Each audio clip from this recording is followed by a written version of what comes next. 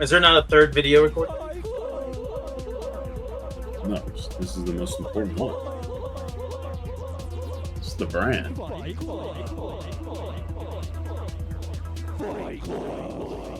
It's obnoxious. No, it should run never throughout the stops. entire program, actually. North Texas Fight Club. Welcome back, everybody. We are in the midst of the Fight Club. All right. Last week we weren't here. Sorry for that. But you know what? We're going to make it up to you guys by giving you, instead of 2 fights, 4 fights, baby. 4 fights. 4 fights. And we're going to start things off hot. All right. Patrick, I need you to pull up Mike McDonald, Dan Campbell. We're just going to get into this shit right here, right now. Whoa. Choose your fighter. Whoa. This is fantastic. Shout out Stephanie's work here, unless you did this. I definitely did not put in that work. That is very impressive. That is very impressive. I thought of Wait, it can I see that one more I time? thought of it in my head and then asked her to make it a real thing. This is great. I see. All right. Okay. Well, I'm going to go ahead and choose Campbell and McDonald for the first one, obviously. We're going to get right into it. Listen, in my last fight that I had Dan Campbell, he kind of became this like cybernetic creature of doom that was stalking and hunting his prey. And nothing has changed. We're going to continue with the continuity of this story that I am cultivating here, that I'm creating revolving Dan Campbell in his hunt for the Fight Club Championship. All right. Now, Mike McDonald, listen, he seems like a hard-nosed kind of a guy, you know, cut his teeth in Baltimore, now is trying to make a name for himself in Seattle. And so the Detroit Lions, they're rolling in for a game into Seattle's Quest Field. I think that's what they still call it. I'm not sure. Who gives a shit? Anyway, as y'all may Should know, be Skittles Field. well, you know, Well, yeah, it should. The stadium. You should call the stadium one thing, and then the field should actually be called Skills Field. They should get that brand different deal. name. Just name the one thing, and it's the thing. No, what if you're like Kansas basketball? No, You have Texas Fog Allen and Texas James football's got Naismith. 9 million names on theirs. Every No, little but- piece is something different. But no, that's different. That's Texas being greedy. Kansas actually has a real logistical problem. Their basketball facilities, the arena is Fog Allen Fieldhouse. The court is James Naismith Court. That's kind of a pickle because it's the dude who invented the game and it's the dude who made college basketball what it is. So it's like, how do you You gotta pick differentiate which You one do can't you pick one. name your shit after? Well, what they need to do is have a hypothetical fight on a podcast between there you go. Naismith and Fog Allen. I think, yeah, Fog Allen. I think Naismith would win because Fog Allen was a really good athlete, but Naismith grew up in the time where like you lose like all your family members just instantly to tuberculosis. You're like a lumberjack. He had like an alcohol problem and dropped out of college or dropped out of high school At 17. like super early, probably even younger than that. Like, yeah, dude, no, it's definitely one of those different I didn't know they were lifestyle making fake types. IDs back then. Yeah. I think he was a military chaplain a few times. So, like, yeah, I'm gonna go ahead and pick Naismith on that one. But anyway, back to the related topic. Yeah. So, you know, speaking of fog, I feel like it fogs a lot in Seattle. A lot of rain, right? And so Mike McDonald, you know, he's getting back from the facility. There's a lot of fog. There's a lot of rain. You can't really see. The visibility is really low. And, you know, this is the night before the game, just doing some last-minute prep. And he sees in the distance, vaguely through all this fog, just see some flashing lights just flashing at him. And he's going over there. Maybe he thinks it's one of his assistant coaches. Maybe it's one of his players trying to grab his attention. He's walking up. But that light doesn't get any closer, gentlemen. It just keeps backing up and backing up. At some point, his mind's just like, what is going on? Before he knows it, he turns around, having given up on trying to catch up to these lights. Pitch black darkness. It's just rain. in the dark. He has no idea what's in front of him. He turns around, the lights are gone. For whatever reason, the facility's lights have been cut off. Maybe it's due to the storm outage. Who knows? But Mike McDonald, he feels a little nervous, you know? The wind takes away his umbrella, and all he has is his hoodie that's soaked now. And he's like, all right, well, I got to find my car. So he goes to look for his phone, turn on the flashlight, drops it, accidentally kicks it. Why is there a convenient storm drain right there where his phone falls? I don't know. But as he goes to reach out, boom! It's Dan Campbell, dressed like the clown from the movie It. Old Pennywise. Yep. He's old Pennywise. He's old Dan Campbell-wise in this one. And he's like, they all float down here, Mike. He's like, what the fuck are you doing down there, Dan? Bam! Dan Campbell grabs him into the storm drain and bites his head off with his new cybernetic jaws, killing him. This was not much of a fight. This was more of a horror movie murder. Dan Damn, Campbell, Daniel. you win this fight in my scenario. So you prefer the big spider over the what was the more recent one? It was like a alien spider. I guess I don't remember. What did it? No, it turned in. They remember. did an homage to the spider, but it was like more of a. Yeah, when they got into the like a cave, or the little, fucking yeah, he went nuts. I'm not gonna lie, I watched the remake once and it was solid. It's fine. I mean, the first ones are better, but like the first ones are better because they're entertaining to me. You Like, like they're the not a TV good movie movie. or the Yeah. they part never one? took themselves seriously. Those first few movies. Well, I think maybe they tried. I don't know if enjoyed both of these. It wasn't the greatest movie of all time. I thought it was a nice It was scarier, and that was the point. It looks better version of.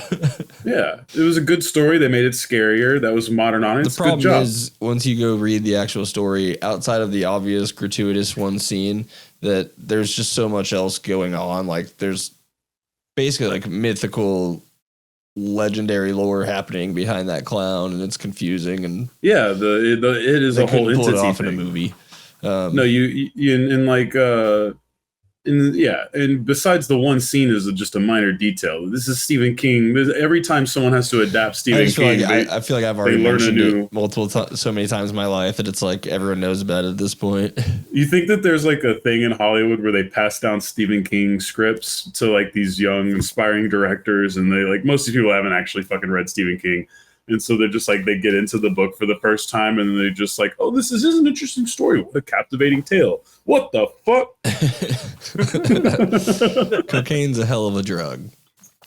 But anyway, yeah, good. So that's That's one vote for Dan One vote for Campbell. Dan Campbell, the horror movie creature. Ooh, I do like Dan Campbell becoming a supernatural deity of some sorts. Do you? But I did already kind of think about, I feel like my strategy is different here. And Mike McDonald, I had to do a little research here, very quick research, as in I watched one clip that I decided to find on YouTube for the Mike McDonald show, which I think every coach is mandated to radio? do some variation of this. Yeah, this would be in partnership with local radio. Actually, looks like Brock Heward, somewhere in Washington, has his little radio thing. Yeah, so I've been inspired here, and I think I have to go a different route. All right, so What we see here is a very small, stocky man, right? But what I see and what I've found interesting that none of the pictures have captivated and done a good job for me. He opened Is- carries. His eyes are just giant pits of void, right? There's just vacancy, and they twitch and they turn and they scuttle back and forth. Outside, I see a very calm man. I see someone who can handle himself and talk, but in those eyes, I see terrifying darkness for the coach of the Detroit Lions here, Dan Campbell, former Dallas Cowboy. So how does it all play out? In a Greco-Roman wrestling match. Get your gay pornography out of here, sir. And Dan Campbell, being bigger and probably stronger, does have some significant advantages. But those eyes, they tell no lies there. I see behind the beadiness. And Mike McDonald wins this fight with a clever maneuver as he's pinned down, seemingly losing. He does a quick counter maneuver. Then, as he does, sticks a cyanide pill up Dan Campbell's asshole. Oh. Oh, He boofs Well, cyanide. He just shoves that shit right in there. Just has him. It was a tough plane to land, but emergency he has him- landings are still landings. Man, he has him pinned down, and then they get all oiled up and switch around, and next thing you know, bam! Yeah, Dan Campbell seemingly winning and then dies. All right, I'm just getting poisoned. All right, Patrick, you Hey. are the tiebreaker here. I think this is the first time my votes mattered so far. I might be wrong. I don't know. No, I think the last See, one that we did.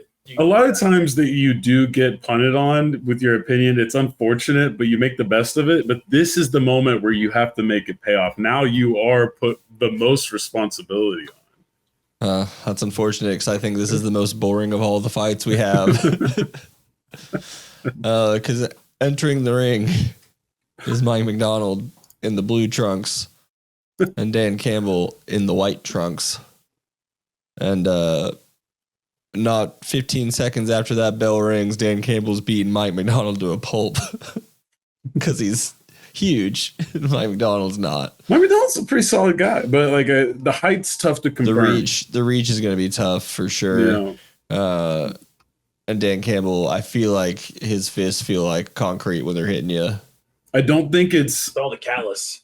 I don't think that it's suspicious at all that there's only one other picture I can find on Google searching him next to a coach, and it's Sean McVay. They're Tom Cruising him. I mean, I think that there's a possibility. Could be. All Yeah, right. there we go. Well, there we go. Dan Campbell, you advance to the next round of the Fight Club. Mike McDonald, thank you for stopping by. Dan Campbell now 6-3 all time. There you Mike go. McDonald 1-1. Yeah, I guess he'll be 1-1. It's a solid start to a career. Yeah, the Fight Club, it's not Hmm. terrible to be 500. All right. Next up, I'm going. Ooh, I know where I'm going with this one. We're going to start with Mike Tomlin versus Aaron Glenn as our next fight. Oh yeah, listen, this look at this. This is a battle of two blue-collared coaches, right? There is a lot of gruff, a lot of toughness. Two guys who cut their teeth on the defensive side of the football. All right. Mike Tomlin, you have to be tough to coach in the AFC North, to lead the Pittsburgh Steelers. And then Aaron Glenn, you took the New York Jets job. That is something only a crazy, desperate man is willing to do. But damn it, you're willing to do it, Aaron Glenn. There's toughness in you. So how do I see this? What's the scenario for this one, you may ask? All right. Well, gentlemen, this first starts off with both men entering an arena. It's a small arena. And in the center, there is a little place where both men lock arms like this because they're going to slap the shit out of each other. It starts off as one of those slap box fights. Bah! Bah! And so first one goes, Mike Tomlin winds his hand all the way up, and boom! You could just hear echoes reverberating throughout the arena. Aaron Glenn just reeling back. And then just puts his neck back into place, spits out a little bit of blood and says, "That's all you got, bitch." And then what does he do? He does the same thing to Mike Tomlin. And just as loud as that first smack was on his face, that smack on Tomlin's face is just as loud and just as painful. And then you see this wicked smile on Mike Tomlin, and they're like, fuck this. And they throw the little thing down, and they just start throwing haymakers at each other. And this is like a Peter Griffin versus the chicken fight. All right? They are slamming in each other through the arena, out onto the parking lot, and into incoming traffic. Mike Tomlin throws Aaron Glenn into a moving car, launches Aaron Glenn as far as the eye can see. He's rolling, comes to a stop, and then he kicks back up, and he's like, I can do this all day. And then he's running, and he's charging right at Mike Tomlin, and he hits him with a clothesline. Mike Tomlin falls down into a little sewer, just boom. And they go down into the sewer and get their fights there. Rats are scurrying all over the place. You see a fucking alligator just in there for whatever reason. Mike Tomlin tries to grab Aaron Glenn and throw it into the gator's mouth. And then instead, Aaron Glenn punches the gator right in the nose. Tomlin right in the dick. These two gentlemen are here to fight to the death. All right? Tomlin's like, why would you punch me in the dick? And then Aaron Glenn goes for a knee right into Tomlin.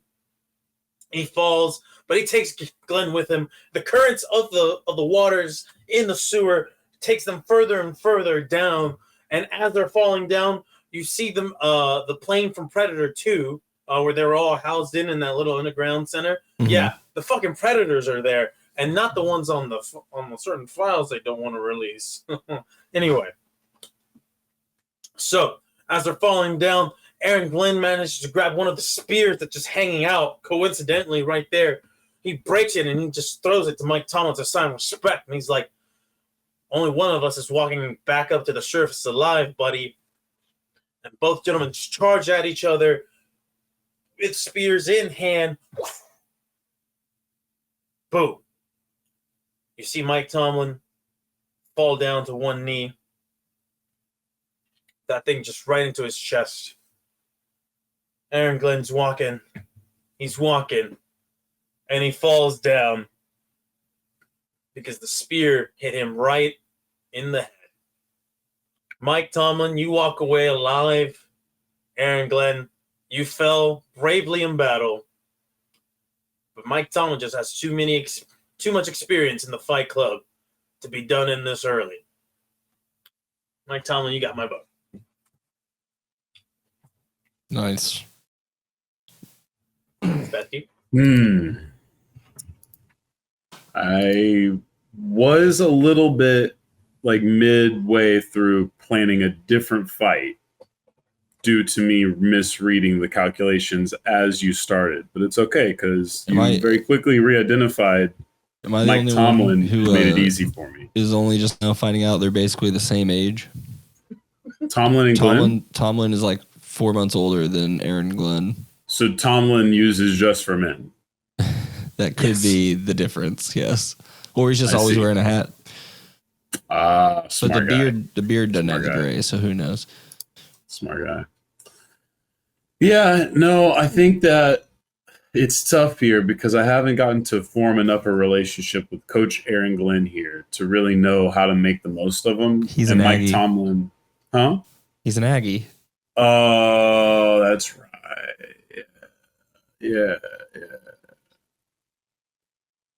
Yeah, Mike Tomlin wins. Just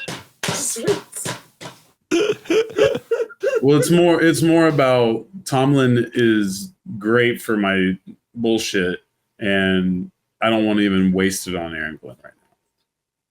I want to just get him into the next round. I want to establish his presence as one of my sleeper agents. I mean, all right. Well, we'll take it, I guess.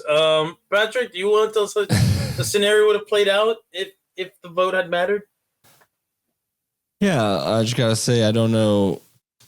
There's just something about looking at Aaron Glenn and looking at Mike Tomlin, and for some reason, Aaron Glenn just looks so much older, even though he's 4 months younger. And I don't see any scenario where he coaching the Jets is a bold choice if you're feeling old.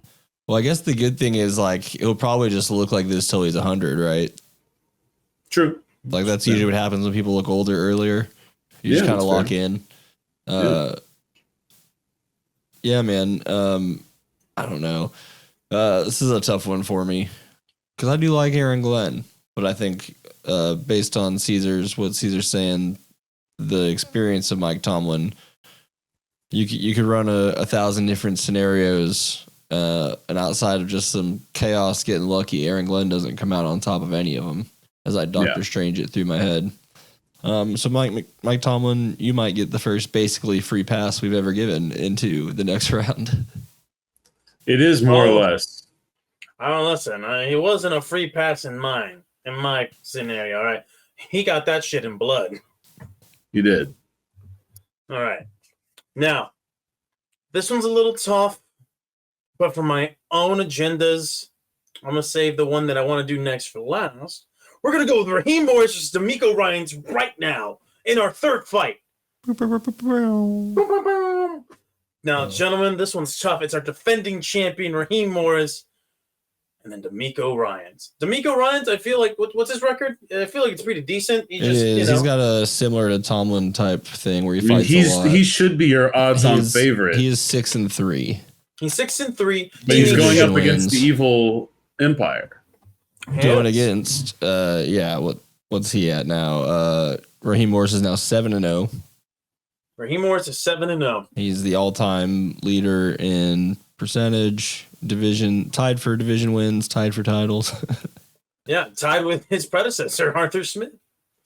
Now, gentlemen, I'm glad you brought up the evil empire of the Atlanta Falcons. It's not really the Atlanta Falcons. It's FedEx, all right? FedEx is the evil empire in the head coach Fight Club lore. Okay. Despite firing the head coach, they maintain a great relationship. They maintain a great relationship. Listen, there was no hard feelings. Arthur Smith knew that he wasn't cut out to be the head coach for the Atlanta Falcons. He needs to, go back to the drawing board. They understand there's things bigger than football, and it's the head coaching Fight Club. Absolutely. That's why FedEx got me and Caesar in to see WWE. Exactly. Right. To pillage ideals. Be careful what we disclose here. From the I didn't sign any NDA for that. Okay. Anyway. Now, gentlemen, and with this one, it's D'Amico Ryans, it's Raheem Morris. The evil empire looming in the background of FedEx. So, where does this fight take place? What are the parameters for this duel between these two behemoths of the Fight Club lore? Right? D'Amico Ryans, he should be, by every measure, the odds-on favorite, right? One of the younger competitors, in the best shape compared to everybody else. And then you have Raheem Morris. The man just had grit and $1 billion delivery service backing him up in last year's Fight Club. So, something's got to give. What gives? Let's talk about how these two even come to blows. All right.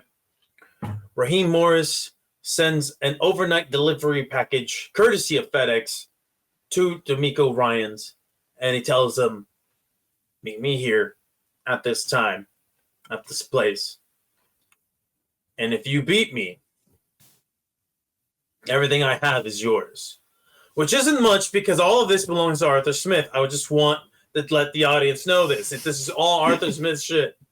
All right, but Raheem Morris is very much just kind of just presumptuously like, "Oh, I get to inherit it, right?" No. And that's going to come into play. So, D'Amico Ryans hops on a plane and then he flies to Topeka, Kansas. Why is this happening in Topeka, Kansas? Flatlands, easy sight lines. There's nobody hiding anywhere. All right, all you get is some dust bowls and flat streets. All right, it's a flat earther's dream place, I'm assuming. I've never been to Topeka. But anyway, there he goes. In the middle of nowhere, Topeka, Kansas, walks up Raheem Morris to the dun, dun, dun, dun, dun, dun, dun, dun. It's Jesus Walks, but with a little bit of a Star Wars twist to it. All right. He is paid for FedEx to fly out some speakers out there so he can have his own entrance music. Some Metalocalypse shit. Yeah, absolutely. And then D'Amico Ryans walking up as intense, does not break eye contact. These two men face to face. And then out of the sky comes Michael Buffer. Courtesy of FedEx, yet again. He's parachuting down to make the announcement for this fight. And as he's parachuting down, the parachute actually does not work. And Michael Buffer just kind of eats shit and just, yeah, sorry, buddy. There is no announcement. They both just look at the now dead Michael Buffer and they're like, huh, that's not how I thought that would go. And they say, well, you know what? Fuck it. And then they just start throwing haymakers at each other, just back and forth, back and forth. Raheem Morris is taking it on the chin. And D'Amico Ryans is absolutely laying into him. He gets the upper hand, going, whoa, ho, ho, ho. But you know what he has in his pocket? Some pocket sand, does Raheem Morris. Throws it right into the eye of D'Amico Ryans. Ryans is grabbing his eyes. Like, oh my God, what the hell? And that's when Raheem Morris continues to have things shipped same day delivery, courtesy of FedEx, onto the battlefield. There's a battle axe, and he goes to grab it. And as he goes to swing, D'Amico Ryans gets his bearings, ducks, and sees on the ground there's something else. There is a machete, grabs the machete. The axe, unfortunately, just breaks right through, but enough of the momentum was stopped, allowing D'Amico Ryans to get some distance away from Raheem Morris. And as Raheem Morris goes to close in, boom, you just hear a shot. It's silent. A little smoke in the air from whoever's been shot. Raheem Morris, D'Amico Ryans look at each other. And D'Amico Ryans just sees right in between his eyes, the eyes of Raheem Morris, bullet. Raheem falls. The casing shells just says, courtesy of Kirk Cobain's. And then he turns to the distance, and there's Kirk Cousins with a sniper rifle saying, you like that? And then drives away. Killing his head coach because he's no longer the starter of the Atlanta Falcons. Our champion has fallen. Loses the same way that his predecessor won. Courtesy of a quarterback who's been scorned. Damn. Nice. This is a Scorsese movie. All right. I have decided that these two men were going to wage war in only one way and one way only. Thumb war. Oh, Texas Rangers. Thumb war, okay? Best of 7, thumb war. Naturally, D'Amico Ryans takes match 1, right? He's a bigger guy, handles his business, no worries. You know, whatever. Raheem Morris able to catch him back on the second one. Now everyone's interested. Next 2, right away, D'Amico Ryans makes it look effortless. People are sweating. Final match comes into play here, or, you know, Naftali Feliz up there, bro. What? And he takes, they take the thumb war, they match it. It's a draw. All of a sudden, Raheem Morris's eyes start to glow because it's not Raheem Morris. It's Raheem Morris bot planted by FedEx. Kablooey. D'Amico Ryans loses. Damn. You have a lot of pressure on you because this one determines if the defending champion gets to continue, or if this is the first time we have a defending champion lose their crown. All right. In the Fight Club, and not because they got fired.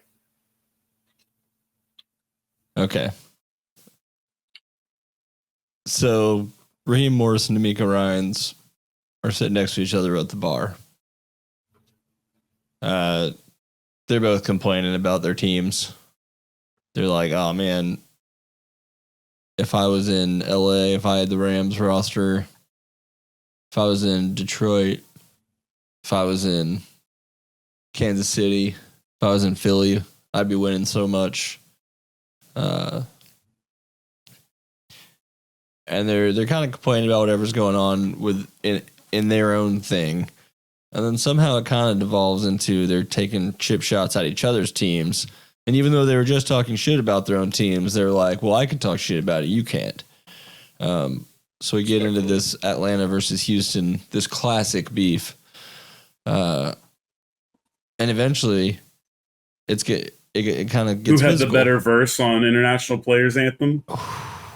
Maybe that's the debate where it starts. That's tough. I don't want to touch that one. I'm just saying, if there's going to be a debate between those two cities, I feel like that's probably where it could start. No, it's Braves Rangers. Anyways, so it starts to get personal, and they both decide it's time to throw down. So they stand up, push away. No one's using bottles. We're starting with fists here. We're going with fists. It's pretty even. They're both kind of drunk, so they're not giving their best, but they're still coordinated and strong enough to actually throw a punch. No one's trying to stop it yet. They're like, we can't stop these guys. They're famous and bigger than we are, and we don't have a bouncer at this bar. And eventually, you're getting some bruised faces. They're not getting in a bunch of clean hits. Every once in a while, one gets one, but they're kind of being respectful about it. Like, no one's like seeing someone stumble and then jumping on it. Still a gentleman's fight, basically, at this point. But eventually, D'Amico Ryans just something snaps, and he's like, all right, I'm winning this. And he's the first one. He grabs the bar stool. He smacks Raheem Morris across the chest with it, really, sort of the arms kind of at the same time. Morris gets up. He's got a fork and a knife that he swiped off the table on his way down. He's throwing them. He connects with the fork. The fork lands like I don't know what that little thing is called right here above your shoulder, like that muscle. So the fork's sticking in there. The knife misses. The knife could have been a problem. And then he's tackled by D'Amico Ryans. They roll around on the ground for a while. They're both getting shots in. This isn't looking great. Eventually they work their way kind of to the front, to the exit. And Raheem Morris gets grabbed by D'Amico Ryans, by the shirt, by the chest. And he throws him with himself, kind of like a dive, a two-man dive through the glass pane window, like old school saloon style. And they're rolling, and they both pop up. And you got Raheem Morris on the sidewalk, D'Amico Ryans on the street. Boom. FedEx Express truck takes out D'Amico Ryans. No. And Raheem Morris will live to fight another day. Had this whole great fight scenario set up. All right, that's fine. This didn't ruin one of my agendas, but it did hamper a little bit of it. No, it's okay. It's like the FedEx agenda is strong. The Atlanta Hawks, Falcons, Braves, whatever. These last two are both going to be, well, a couple of these fights were tough either way, I think. I think this is a good Elite Eight, that it's not fun to be like, except for we pushed Tomlin through because Aaron Glenn's boring, but... And he's new. Kind of earn your stripes. All right, well, this fight definitely will lead to my one of my agendas. So real quick, because that makes Raheem Morris now 8-0. He is one win behind Tomlin for the all-time lead in wins. Still never lost. And then D'Amico Ryans falls to 6-4 and becomes only the second guy to ever be part of 10 fights. Well, there you go. All right. Well, gentlemen, this one is the one I've been waiting for all day. Becky's already laughing. I'm sorry. No, yes, I am ready, but no, I just was sent some bullshit. Okay, gotcha. Well, speaking of It's bullshit, not actually as funny as I thought it was. I promise. It wouldn't translate as funny, but it did make me laugh at that moment. Heard that. Well, speaking of bullshit, this is going to be some bullshit for anybody who's expecting me to take the fight between Pete Carroll and Dan Quinn seriously. This is our final fight of the day. All right. So let me take you gentlemen on a ride, okay? We're going on a journey. Journey to the West. Wicked West. So our fight takes place in a very mystical place of Mount Huaga. Aconcagua. I hope I'm saying that right. Now, for those of you who are very well read in Eastern literature, this is a very famous mountain in the story of Sun Wukong, Journey to the West. All right. And on top of this mountain is a meditating Pete Carroll. He's one with nature, his mind completely blank, body at peace, floating in the air as he masters all that is and all that ever will be. And journeying up this mountain is Dan Quinn, who is not just in search of enlightenment, but also in search of victory. His hubris weighing in on him as he continues up this mountain, feeling that this is beneath him. What does he have to learn from one named Pete Carroll? All right, Pete Carroll, a lot of his success can be attributed to people that weren't him. Anybody else in that position could have won. Dan Quinn, of course, being a disciple of Pete Carroll. And so he trudges up the mountain, trying to better his so-called mentor. And in doing so, maybe in his defeat, he gets all this wisdom and enlightenment that Pete Carroll has taken in over the years. Through rain, sleet, and snow, he trudges up the mountain, up and up, fighting dangerous beasts along the way, hardening himself, steeling himself for the battle that awaits him. And through many days, many weeks of journeying, making the journey to the mountain, there he is, the mystical one, the wise sage himself, Pete Carroll. Not even needing to open his eyes, he knows that the one that he has mentored stands before him, waiting. Dan Quinn looks at Pete Carroll and he's like, well, you've been sitting here cross-legged, high out of your mind, on whatever opiates you see in these flower fields. I have been steeling myself, readying myself to take what is rightfully mine, and that is all that is and all that ever will be your wisdom of football knowledge and head coach Fight Club glory. And just like that, Pete Carroll does not say a word. He summons a bow staff that magically pops out of nowhere into his hand, spins it around, and prepares himself. Dan Quinn whips out his two little clubs that have been sharpened because of all the fights that he's had with mystical beasts throughout these forests and in the mountains. And they lunge at each other.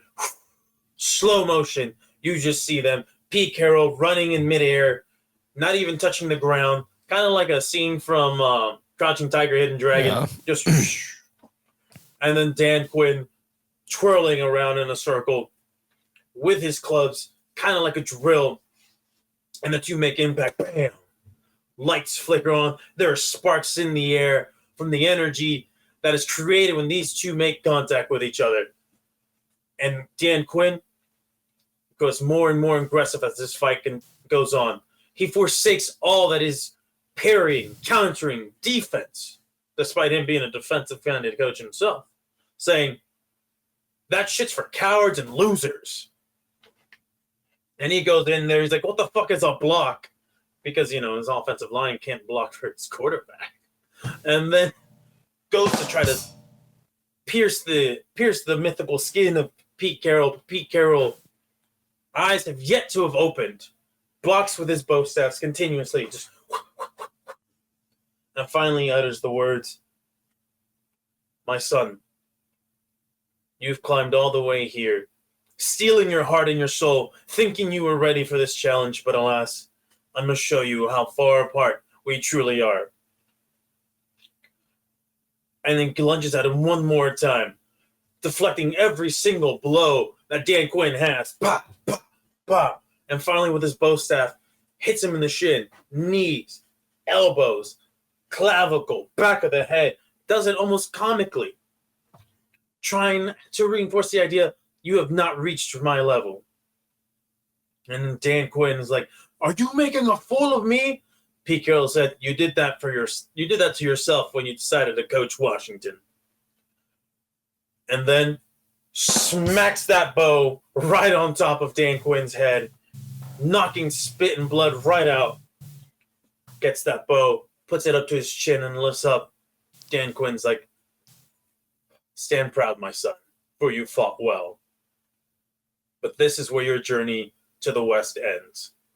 And then hits him with that five palm death strike from Kill Bill. Classic. Absolutely ending Dan Quinn's shit. He tosses his dead, lifeless corpse down the mountain so that his body can become one with nature. Pete Carroll, welcome back to the Fight Club, baby. I love it. I actually was literally thinking about a very similar story. I was thinking not necessarily mountains, but I like where your imagery was. I was thinking that realistically, Texas Rangers. Is that Murph? Look at Murph.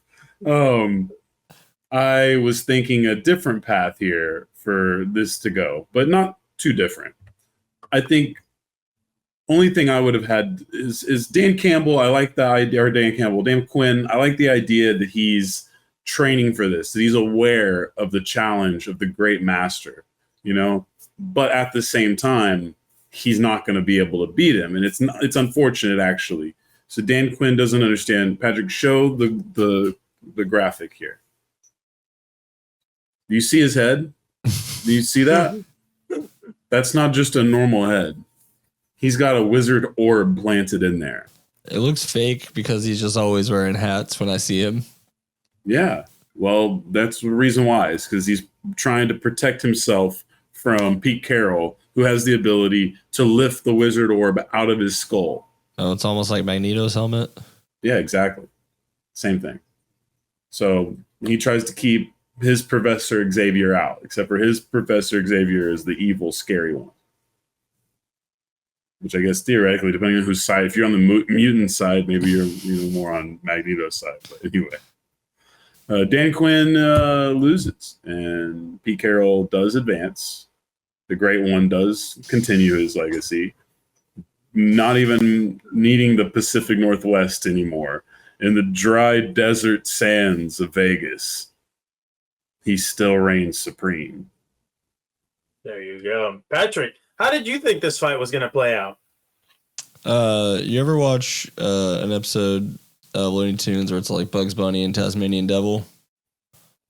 Yes. That's pretty much what this is, with Pete Carroll in the Bugs Bunny role and Dan Quinn just being the rabid animal flying around.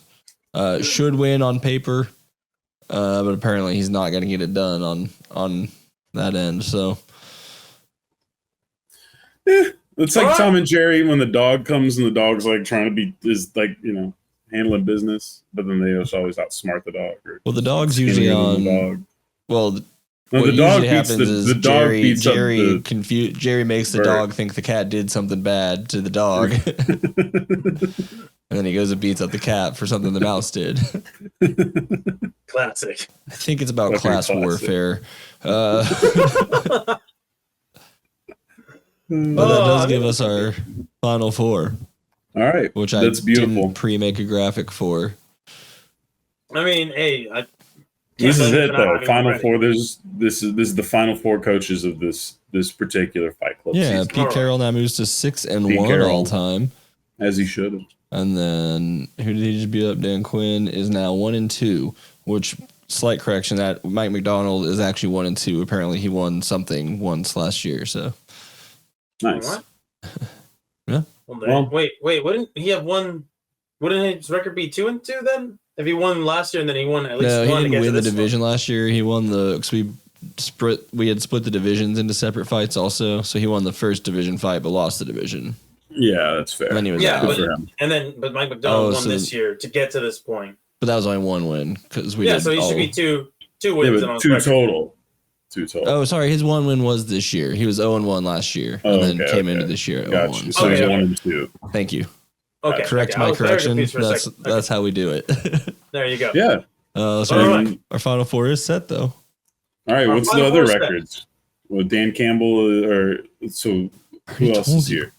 We got Dan Campbell versus Raheem Morris. Raheem Morris, Right. again, 8-0 all time. Dan Campbell is. Oh, yeah. They're matched by conference, huh? Dan Campbell is 6-3. They weren't actually. I think that's just what happened with the way these particular fights today worked out.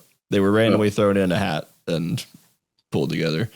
Then we We have can also do that. We don't have to. Mike Tomlin and Pete Carroll, who were 9-3 for Tomlin, and Pete Carroll is now Is your database 6-1. Is your database deep enough to figure out if these two have fought before? Pete Carroll and Tomlin have definitely fought before. Let me pull that I up. felt like that's That would have That been. would've been I felt here. like that would be what Pete's first loss. Oh, they or- did not. They did not fight each other. Okay. They were on opposite sides of the bracket. Pete Carroll beat Mike Vrabel, and then lost to Arthur Smith Oh shit! in the same round that Tomlin lost to Bill Belichick. Oh shit! All right, there you go. So we got old This white tracks. guys for the initial championship. All old white, one old white guy, and then I mean, it was 3 of the final 4. I don't know how old Arthur Smith is, but he might as well be old. he had that old fighting style, the putter ups. well, Which there you go. Well, there We you feel go. like we have a more rounded out final It's a good four. final 4. I like it. That's right. And now, what we're going to do for programming notes for our audience watching this. So next week you'll get one fight. The week after that you'll get the next, and then finally Super Bowl. you get. Do we do yeah, the week you in get- between, like the Super Bowl, where we're just No. a whole The media Pro day? Bowl. The This Pro is where we Bowl- get yeah, all the Pro Bowl the fight. all the losers get together. they play So, flag yeah. football together. They So, got to yeah, play you'll a get Smash a- Bros tournament. No, not at all. Listen, on the 20th, you They do guys some will promo with get, the well, Rizzler. actually, no, not the 20th. On the 21st, because that's when the episode, that would be when the episode would get uploaded, is that Thursday. So next Thursday, roughly, whenever Patrick gets the next week's episode up, you'll get one fight. And then the next week, you'll get the next one. And then finally, the episode leading up to the kickoff of the NFL season, you'll get the Head Coach Fight Club Championship. As you should. As you should. So tune in to see how ridiculous these fights can truly get in the hands of us three. Beautiful. Fourth quarter.